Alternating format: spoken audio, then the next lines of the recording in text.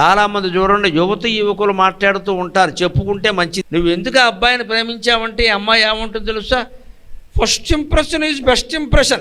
ఏమీ లేకుండా సదాశివ బస్ స్టాండ్లో ఓ గొట్టంగాన్ని చూసావా, నువ్వు పడిపోయావా ఇక్కడ. పైగా ఏమిటంటే దీనికి వ్యాఖ్యానం first impression is best impression. ఎవడు చెప్పాడండి? మొట్టమొదటిసారి వచ్చిన ఆలోచనని చెరగేయాలి. దానికి ఉదాహరణ ప్రమాణం ఏమిటో తెలుసా? పౌరాణికంగా మనస్సు పాలసముద్రంలో ముందెవరు పుట్టారో తెలుసా? శనిదేవత పుట్టింది. ఆవిడ వెనకాల లక్ష్మీదేవి పుట్టి. శనిదేవతని జ్యేష్ఠాదేవి అంటారు. ఇప్పటికే పల్లెటూళ్ళలో పెద్దమ్మ అంటే అదే జ్యేష్ఠ.